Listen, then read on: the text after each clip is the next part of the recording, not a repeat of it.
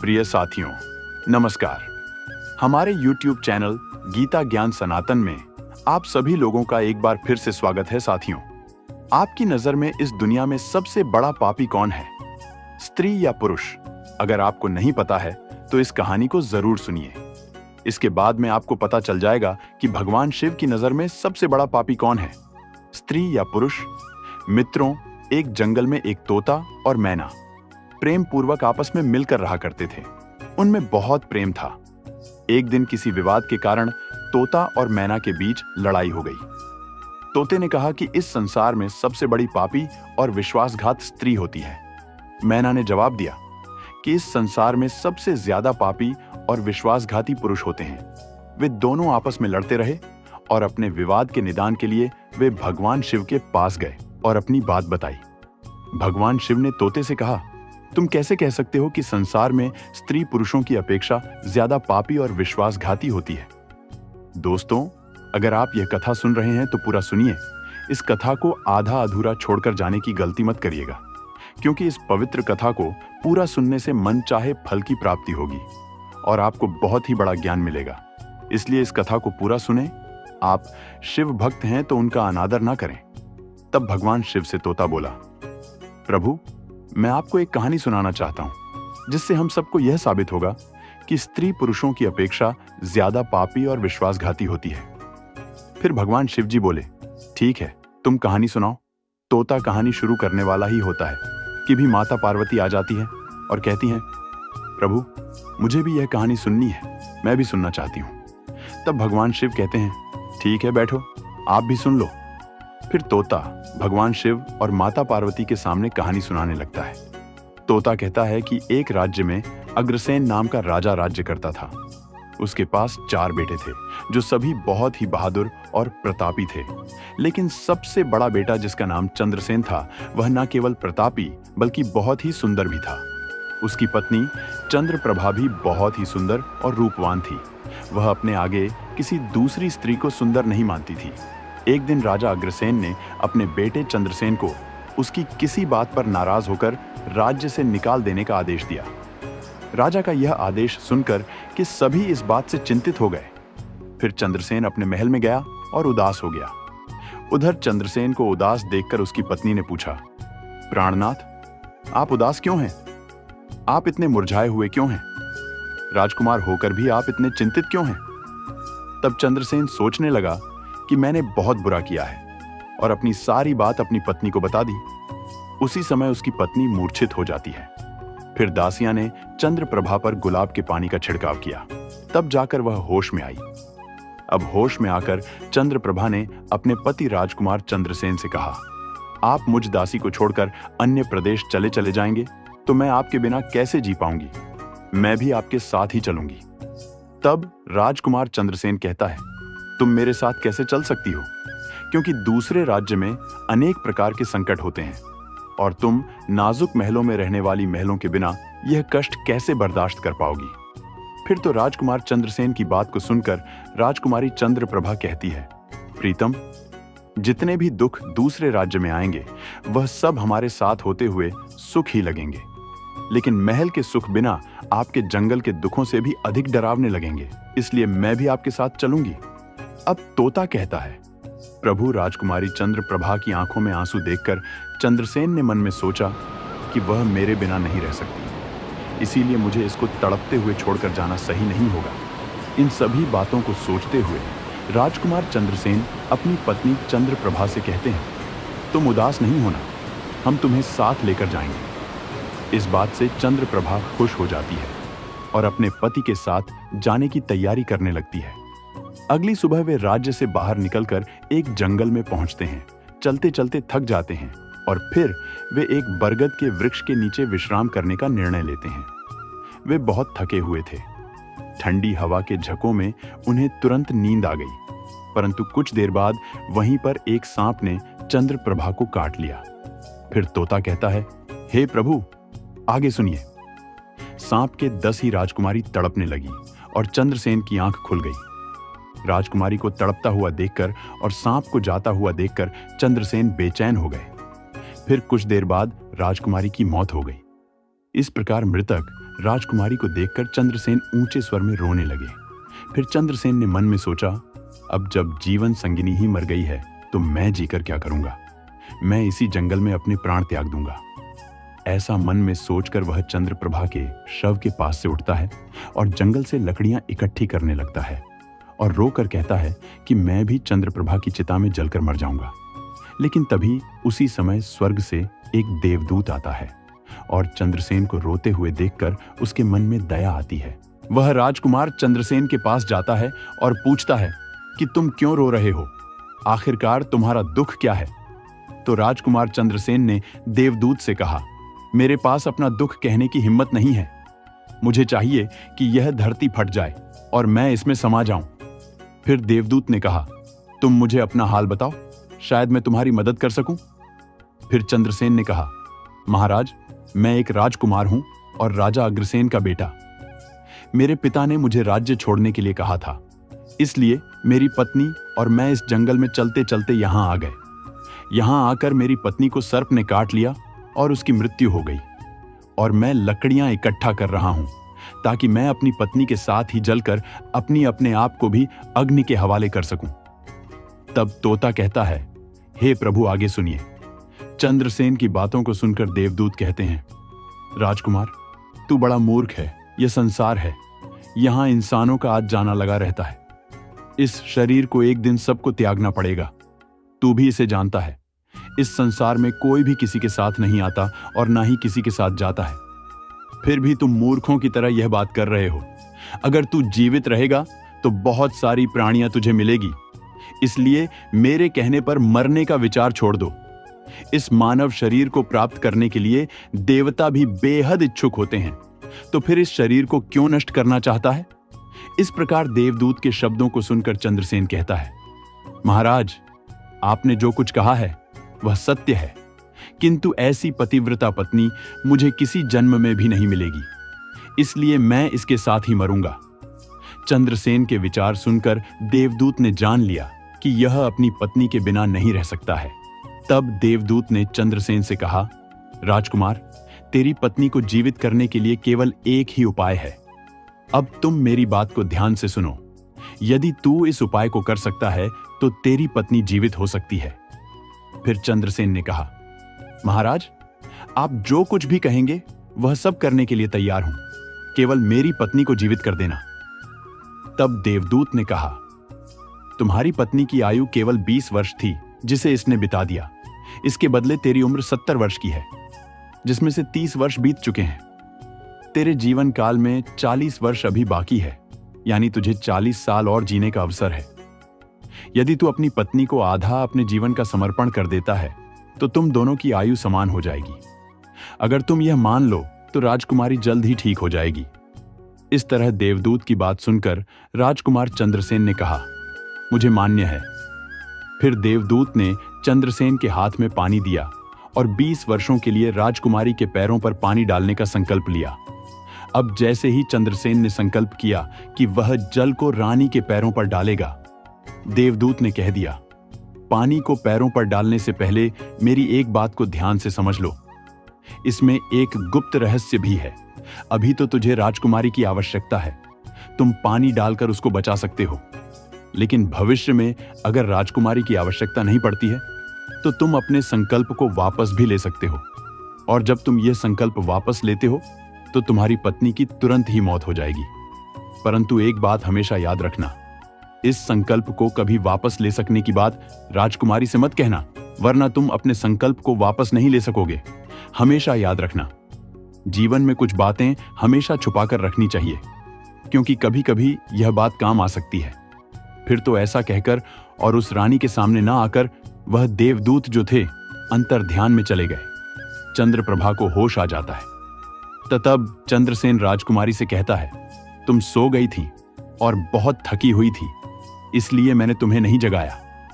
इस प्रकार राजकुमार चंद्रसेन ने अपनी पत्नी से सारी बातें छुपा ली कि सर्प ने तुम्हें काट लिया था और तुम मर गई थी। मैंने तुम्हें फिर जीवित कैसे किया है, यह सब राजकुमार ने अपनी पत्नी से छुपा लिया। फिर तोता बोला, प्रभु। फिर वह दोनों आगे बढ़े गए। कई दिनों बाद उन्होंने एक बहुत ही सुंदर स्थान देखा। वहां पर एक भिक्षु की कुटिया थी। जब वे वहां पहुंचे तो उन्होंने देखा कि एक सुंदर युवा भिक्षु शांति से बैठकर कोई साधना कर रहा था। वे दोनों बहुत ही थके हुए थे, इसीलिए वे भिक्षु के पास बैठ गए।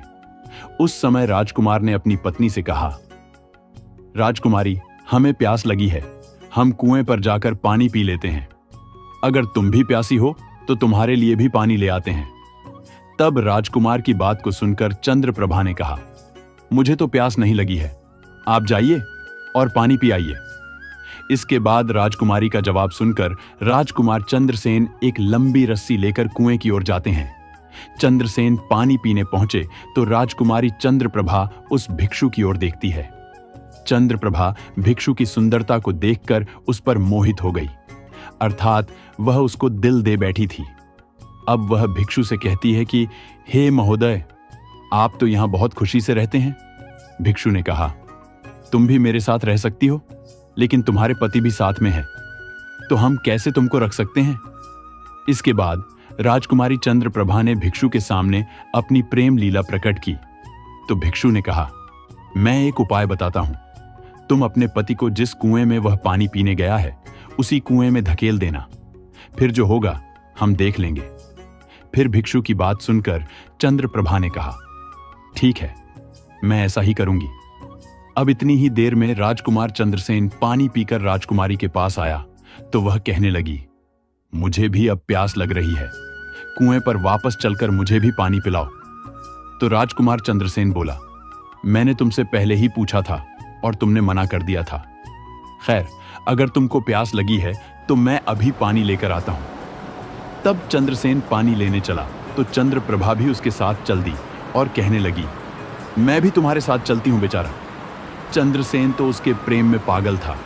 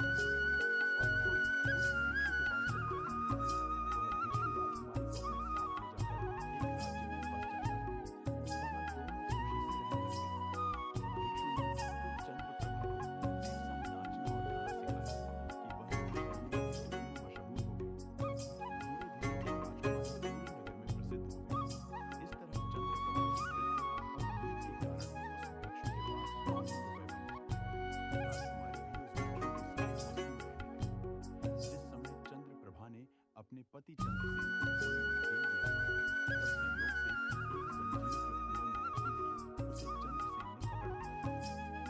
से एक जंजीर जो कुएं में लटकी थी उसे चंद्रसेन ने पकड़ लिया और उसको पकड़कर कुएं में लटकता रहा। ईश्वर को याद करते हुए वह सोचने लगा, क्या यही मेरे प्यार की सजा है? कुछ समय बाद बंजारों का एक काफिला वहां आया। काफिले में से एक बंजारा बाल्टी लेकर कुएं का पानी भरने लगा। जब उसने पानी में बाल्टी डाली तब चंद्रसेन ने उसकी बाल्टी को हाथ से पकड़ लिया। बंजारा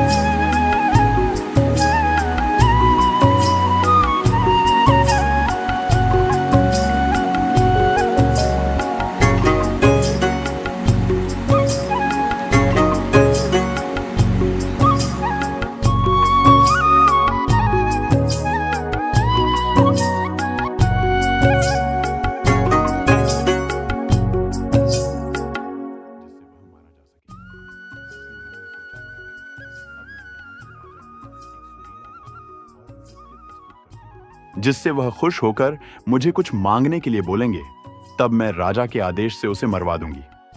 इसके बाद राजकुमारी चंद्रप्रभा ने एक सुरीला गाना और नृत्य प्रस्तुत किया। राजकुमारी की इस बसंत की बहार को सुनकर राजा खुश हुआ। वह चंद्रप्रभा बोले, मैं तुम पर बहुत खुश हूं, तुम मुझसे क्या मांगती हो? तब राजकुमारी ने कहा, अगर आप मुझसे प्रसन्न हैं तो सबसे पहले मुझे वचन दीजिए और फिर जो कुछ मैं मांगूंगी आप मुझे वही देंगे। फिर चंद्रप्रभा ने कहा, इस सभा में मेरा एक चोर है, कृपया उसे फांसी की सजा दें। राजा ने कहा, तुम उस चोर को मेरे सामने लाओ। चंद्रप्रभा ने चंद्रसेन का हाथ पकड़ा और उसे राजा के सामने ले गई। राजा ने अपने सैनिकों को आदेश दिया कि इस चोर को झल्ला दोनों के पास ले जाओ और इसे फांसी पर चढ़ा दो। इसी बीच चंद्रसेन का सेठ भी वहां पहुंचा। वह डर कर चंद्रसेन के पास गया और पूछा, तुमने क्या चुराया इसका, जिसके कारण वह तुझे मारना चाहती है? चंद्रसेन ने अपने मालिक से कहा, मालिक, मैंने कुछ नहीं चुराया है, बस आप इस राजा को केवल यह बता दो कि वह मेरी 2 बातें सुन ले, इससे मेरी जान बच सकेगी। अब चंद्रसेन का मालिक इसे सुनकर अपने साथी व्यापारियों और साहूकारों के पास गया और सभी ने मिलकर मशवरा किया। उन्होंने कहा, मित्रों, या तो राजा न्याय करें या हम सभी शहर को छोड़कर कहीं और चले जाएंगे। और इस प्रकार सभी व्यापारी राजा के पास गए और कहने लगे, राजा साहब, हमारा मुनीम निर्दोष है, उसे मार देने का आपका आदेश है। वह कह रहा है कि वह अपनी 2 बातें आपको कहना चाहता है, फिर भी आपको लगे कि उसने अपराध किया है तो उसे फांसी दे देंगे। लेकिन वह कहता है कि मेरे मरने से पहले राजा केवल मेरी 2 बातों को जरूर सुने। फिर राजा ने व्यापारियों की बात सुनकर कहा, ठीक है, मुनीम को बुलाओ। चंद्रसेन को लेकर राजा के सामने लाया गया और राजा ने कहा, तुम जो कुछ कहना चाहते हो वह मेरे सामने कहो। तब राजकुमार चंद्रसेन ने कहा, महाराज, मैंने क्या दोष किया है जिसके कारण आपने मेरी हत्या का आदेश दे दिया है? फिर उसकी बात को सुनकर राजा ने कहा, तू इसका चोर है? चंद्रसेन ने कहा, नहीं महाराज, मैं इस कुलटा स्त्री का पति हूं जो मुझे कुएं में धकेल कर एक भिक्षु के साथ चली आई है। राजकुमारी चंद्रप्रभा ने समझ लिया कि बात बिगड़ रही है। तब राजा से कहती है, महाराज, मैं कुलटा नहीं हूं या झूठ बोल रहा है, ये कौन है? मैं इसे जानती तक नहीं, ये तो मेरा चोर है, मैं सिर्फ इतना ही जानती हूं। फिर राजकुमार चंद्रसेन ने कहा, महाराज, ठीक है, अगर यह मेरी पत्नी नहीं है तो वह सब कुछ जो मैंने रास्ते में छोड़ा था वह मेरी अमानत के रूप में मुझे वापस कर दे। राजकुमार ने अपनी अमानत को लौटाने की बात की तो राजकुमारी चंद्रप्रभा ने इसे स्वीकार लिया। तब चंद्रसेन ने कहा, अच्छा, अब तुम अपने हाथों में पानी लो, हमारा न्याय इसी सभा में होगा। पानी लेकर उसने जमीन पर रखा और कहा, वह वस्तु जो तुमने मुझे रास्ते में दी थी मैं अब वापस कर रहा हूं।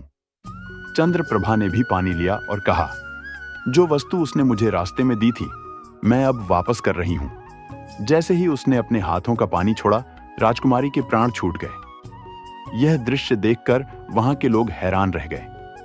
तो राजा यह देख चिंतित होकर चंद्रसेन से कहा, यह क्या हो गया, बताओ मुझे।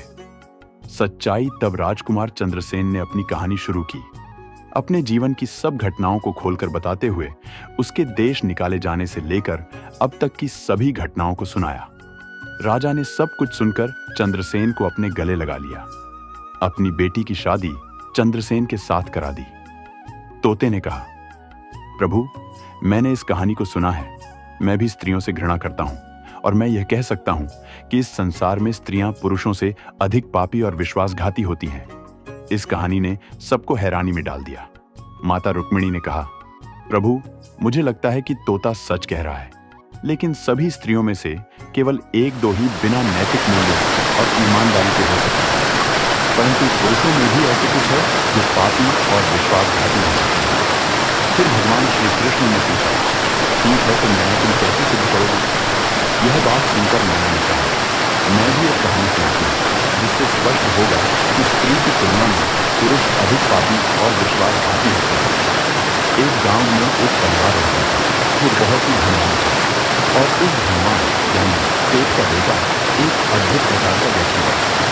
सेठ का बेटा ऐसा जुआरी था कि सेठ उसके बारे में सोचते सोचते परेशान रहता था। एक दिन उसका बेटा जुआ खेल रहा था। उसी दिन उसके पिता का निधन हो गया। फिर भी उसने जुआ खेलना बंद नहीं किया, बल्कि पिता की मृत्यु के बाद वह खुलकर जुआ खेलने लगा और सब कुछ हार गया। फिर वह अपने गांव से दूर चला गया और एक सेठ के घर पहुंचा और सेठ से बोला, मुझे बहुत तेज प्यास लगी है, मुझे एक गिलास पानी मिलेगा? तो सेठ ने उस युवा से पूछा कि तुम कौन हो, क्या करते हो और कहां से आए हो? इसके उत्तर में उस युवा ने कहा, मैं एक व्यापारी हूं और यहां से जा रहा था, सोचा कि पानी पीकर चला जाऊं। तब सेठ ने पूछा कि तुम कौन सा व्यापार करते हो? तब युवा कहता है, व्यापार करते समय मेरा सामान समुद्र में गिर गया, इसलिए यदि आप मेरी कुछ मदद कर दें तो अच्छा होगा। फिर सेठ ने लड़के की बात सुनी और फिर उसकी बातों के जाल में फंस गया और कहने लगा कि बेटा, तुम तो ठीक हो और कुछ कमा भी लेते हो, तो क्या मेरी बेटी से विवाह करोगे? अब तो यह बात सुनकर युवा खुश हो जाता है और विवाह के लिए हाँ कह देता है, जिसके बाद दोनों का विवाह हो जाता है। प्रभु, इस प्रकार से वह सेठ अपनी बेटी को बहुत सारे धन के साथ विदा कर देता है।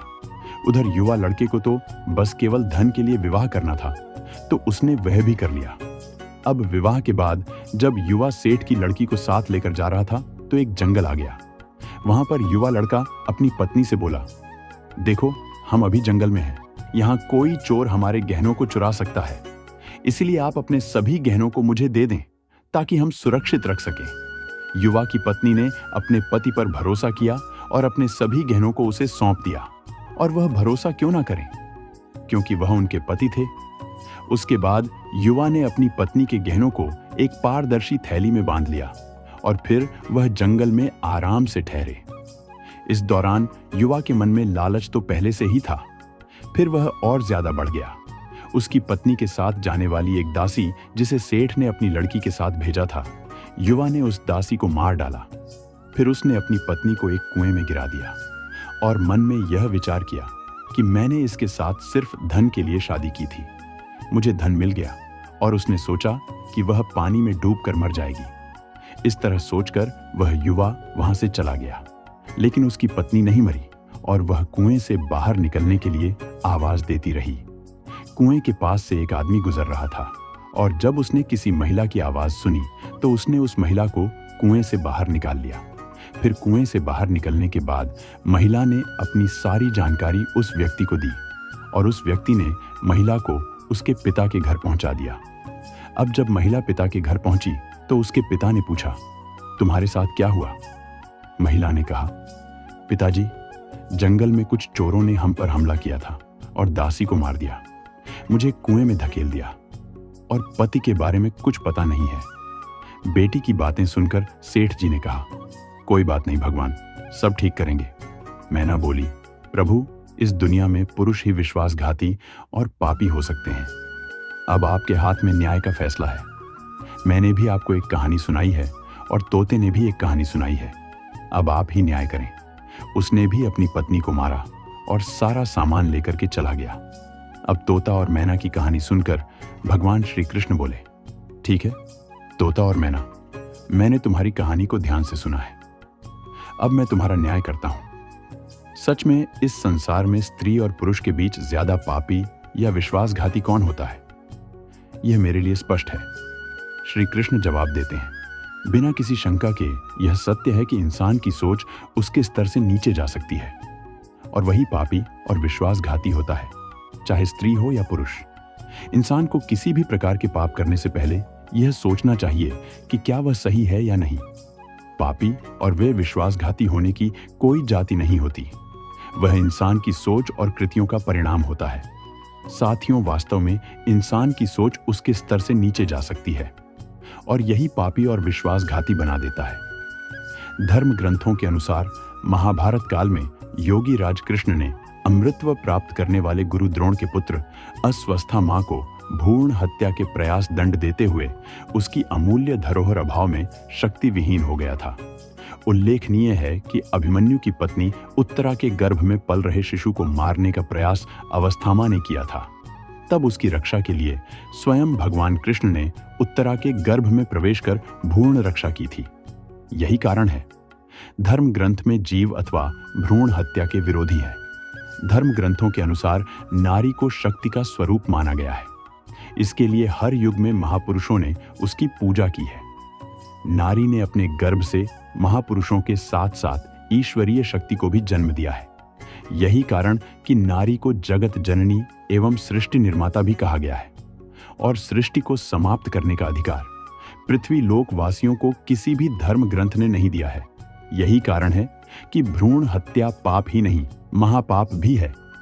इस पाप के लिए पानी को 100 जन्मों तक नरक के कष्टों को झेलना होता है। देखा जाए तो महाभारत के युद्ध में एक से एक पाप हुए, लेकिन क्या अश्वत्थामा का पाप इतना बड़ा था कि भगवान श्री कृष्ण ने उसने श्राप दे दिया? रामायण के मुकाबले जितना छल और पाप महाभारत में हुआ उसकी गिनती तक नहीं की जा सकती। दोनों तरफ से छल हुए, दोनों तरफ से मरने वालों की गिनती असंख्य रही, लेकिन जितने भी लोगों की मृत्यु हुई रणभूमि में हुई।